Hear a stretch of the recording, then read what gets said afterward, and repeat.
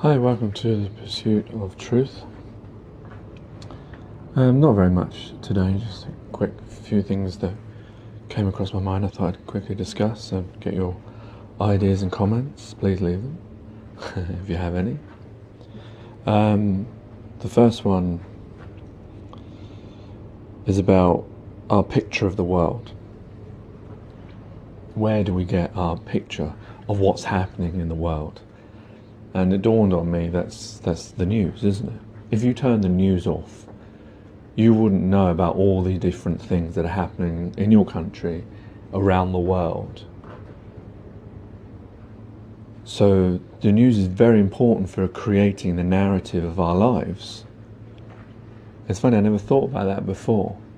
Maybe that's why some people, they refuse to watch the news because it's always negative or emotive. But I guess that shows that our lives are controlled in that sense. Because all these, like I said before previously, no matter where you live, most of the news is exactly the same, no matter what station, no matter what country. Like if Donald Trump says something, everywhere around the world you will get to hear that. So obviously it's very easy for agendas, for narratives to be set, isn't it? It's like, you get these cases where there's a big terrorist incident and then, maybe it involves stabbing. And then the next day, there'll be another stabbing case. It's not a terrorism one, but just normal stabbing. Or a car accident, with a celebrity, and then you'll get another car accident, or a car will hit a child. And you'll hear about that. And these things are happening all the time. Maybe not the terrorist incidents, but people. I mean, there's more car accidents than anything else, isn't there? We know that's the most dangerous transport, but they don't all get reported on the news. It's just some do. Why is it those some do? And then when there's one event, then they will keep reporting them for a few days to enhance that aspect, that narrative of the story. That shows you there is a selection when it comes to our picture of the world. It isn't a natural, true representation of life. There might be, I don't know, how many car accidents are there every single day in the UK or in the US or wherever you're listening? Maybe 100, maybe 10, maybe 50, maybe 1,000. I don't know. I'm sure that there is some way you can find out the statistics of that. But how many of those are reported on the news? And yet one day there will be one that they do report because maybe it hits a child, or maybe it was a hit and run, or maybe they didn't have enough stories that day. I don't know. Why is it that certain stories get on our news media? That should make you question this idea of us being not programmed, but we are being told a narrative, our picture of the world, isn't it? It isn't a true representation. And obviously, if that's the case, that shows there is a form of manipulation and a possibility of manipulation.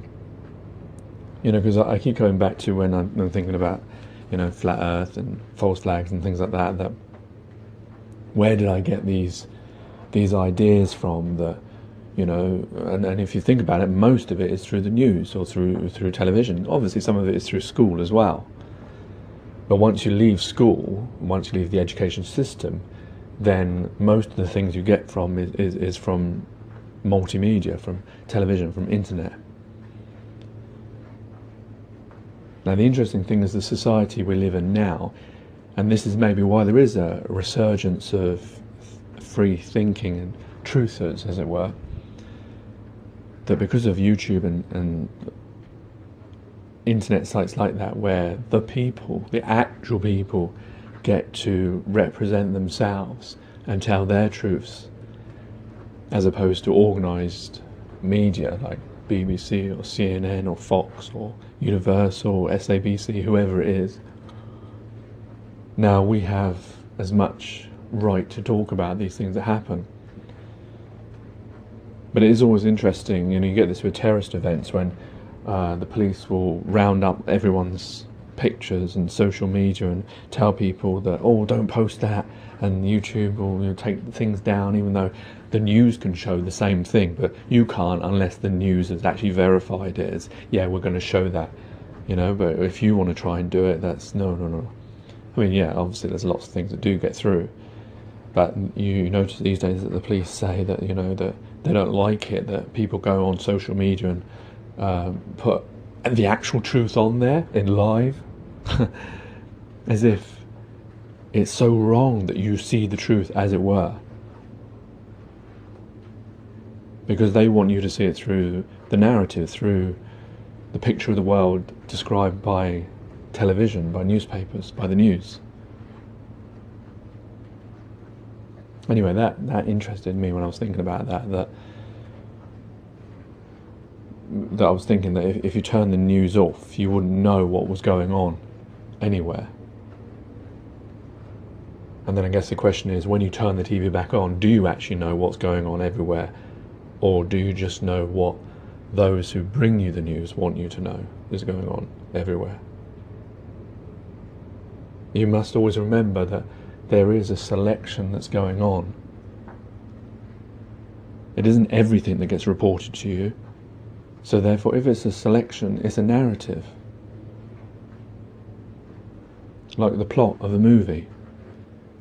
And I know some people will say, well, yeah, that's because editors, they will want a juicy story. They love a bit of terrorism, or they love a child going missing and this, that, and the other because it sells newspapers. Well, it doesn't sell TV, does it? Some people say, well, it sells TV adverts for those stations that have them. The problem is, we don't know who's actually controlling all this. Well, I don't know. That's what I'm saying. Like, how is it that all the news agencies have the same stories? Is it just coming from Reuters? Is it coming from who? Why is it that it's always the same? Which I've talked about previously. It's very worrying when you really think about it. But it's interesting how for a lot of your life, you don't think about these things. And when you do, you think, whoa, why did I never think about that before? Like we're living in a dream, in a reality.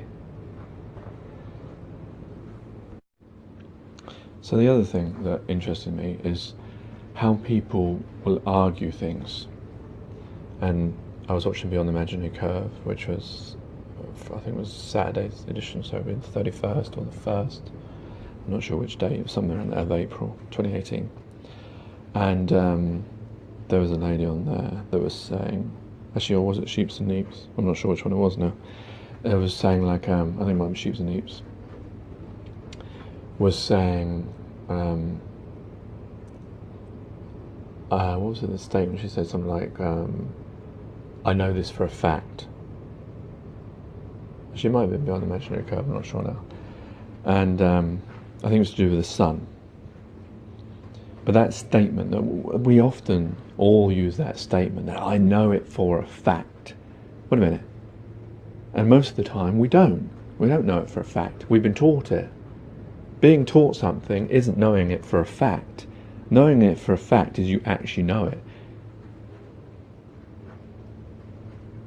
Like if I know that if I put my hand into the fire, if I've never done it before, I don't know it for a fact, do I? Other people have told me, I may have witnessed other people, but do I really know it for a fact if I haven't experienced it?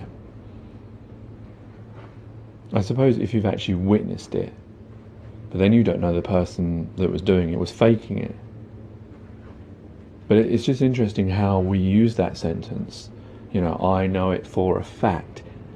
And a lot of our lives, a lot of the things that we think we know for a fact, and which we would defend vehemently, and we would say, yeah, I know that for a fact. The sun is a star, and there's all these planets. I know that for a fact. We're on the Earth. I know that for a fact. I know our government wouldn't lie to us. I know that for a fact. You don't really, do you? You've been taught these things, and you've trusted the people who've taught you. And because they taught you what you believe to be facts, and what you've watched on television believing it to be facts, so therefore you believe it to be a fact. But you've never experienced it yourself, you've never seen it for yourself. So you can't really truthfully say that sentence, I know it for a fact, if you do not actually know it. But we say a lot of things, and I notice this when people argue, that there's a lot of things, even me, I will say things and then I will reflect on it and think, whoa, wait a minute, why do I believe that? Why did I say that? Where did I get that from? Why am I so passionately arguing about something that I have no real knowledge of, really?